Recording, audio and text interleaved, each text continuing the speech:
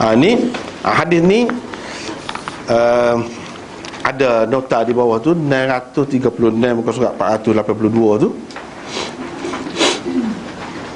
Apa pengajaran yang dapat kita ambil daripada hadis ahli suffah ni? Antaranya ialah satu, Abu Hurairah menceritakan beliau sempat melihat 70 orang sahabat dari kalangan ahli suffah, yakni sahabat-sahabat yang tinggal di serambi masjid Nabi SAW.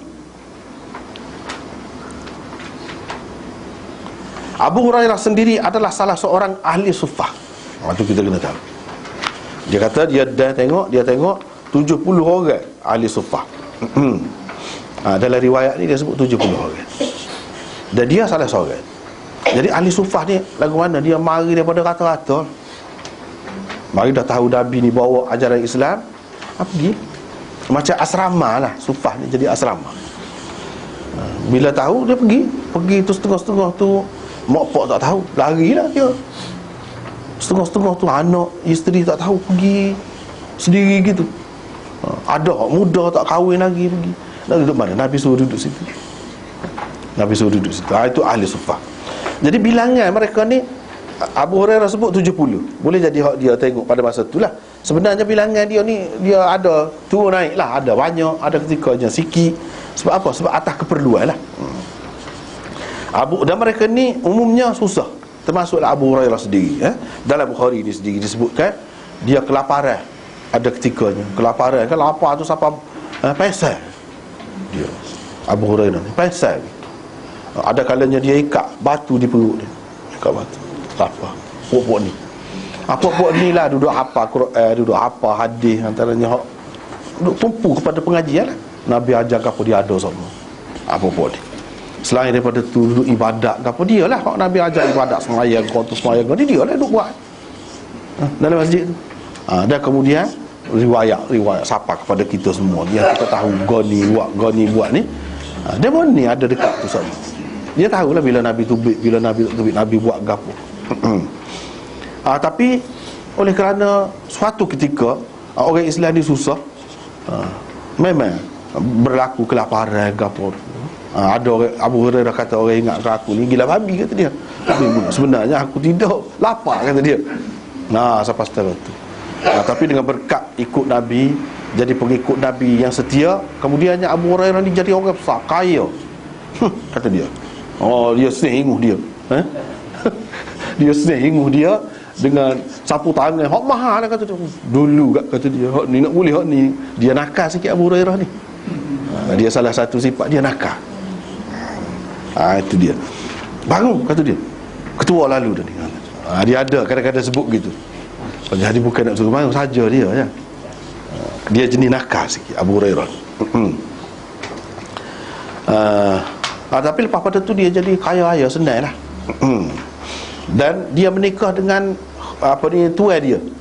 Dia pernah berkhidmat untuk orang lah, ambil upah ke apa, perempuan tu, janda lah. Kemudiannya lepas tu dia nikah dengan janda tu, Abu Hurairah ni. Janda yang kaya tu. Dia sendiri pun kaya. Dan dia salah seorang gubernur juga. Gubernur ni sekolah ni menteri besar kan? Kalau tempat kita ni menteri besar. Jadi ramai orang duduk berkhidmat kepada Nabi ni, kemudian harinya jadi orang besar-besar. Orang yang senang. Walaupun di suatu ketika dahulu memang susah lah. Duduk situ lah. Jadi serambi masjid tu duduk di mana? Kalau ketika menghadap ke Baitul Maqdis kan, Baitul Maqdis duduk alik utara. Kedudukannya duduk alik selatan. Alik selatan serambi ni. Kemudian setelah di kiblat tu dipalingkan, kita sudah bicara dulu, dia buat alik sana pula, duduk alik utara pula. Serambi tu duduk alik utara pula. Bertukar. Situlah duduknya. Bilangan ahli suffah mengikut Abu Nuaim di dalam kitabnya Hilyatul Awliya hampir 100 orang. Sesetengah ulama mengatakan 200 orang. Bahkan ada juga ulama mengatakan sampai 500 orang. Apa yang beza-beza ni? Mereka ada ketikanya ramai dan ada ketikanya pula sedikit. Bilangan mereka akan menjadi sedikit apabila mereka keluar berperang. Itulah orang mari pada masa tu, dia tengok kurang, dia royak bilangan pada masa tu. Atau bermusafir ke mana-mana tempat untuk berdakwah. dan menyebarkan agama. Bila ada orang mari pok-pok dia masuk Islam tapi nak kepada guru, kita nak kepada orang mengajar, Nabi pun suruh pergi satu kumpulan. Jadi pergi tu untuk mengajar agama lah. Pernah suatu ketika peristiwa Bi'ri Ma'unah gapo tu kan, satu ketika orang tipu Nabi. Dia kata pokok dia masuk Islam, suruh naklah guru ni. Apabila pergi tengah jalan dia bunuh, dia rancad. Lepas pada tu Nabi tidak mudahlah nak hantar gapo-gapo pun, dia selidik molek dulu. Jadi mana tahu kan, begitulah dalam usaha dakwah ni ada kalanya mati. Mati. Hak ni benda ni dibuat oleh tabligh. Kalau zaman ni bagus dia buat. Tabligh dia bagus. Usaha dia tu orang lain tak buat. Kita ni duduk mengajar sini. Iyalah masing-masing peranan lah kan. Kalau nak buat kerja kau lain lagi banyak, kalau main keluar lagu tu nak kerja mana lah. Tapi dia buat. Orang kata tak, dia tak cukup ilmu, macam mana dia keluar. Sahabat-sahabat Nabi dulu pun tidak cukup ilmu. Sekurang-kurang keluar nak royak ni, saya ni mari mana pakai Jepun, tak erti ke satu kecap pun tak erti.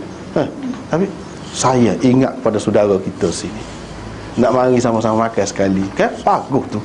Dia dalam tabligh ni pergi, walaupun nampak begitu ya, tapi dia makan dalam.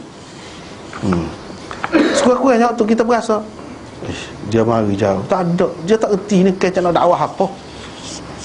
Tapi semata-mata nak royak, ingat kepada saudara kita sama Islam. Nak makan sekali tak apa dah.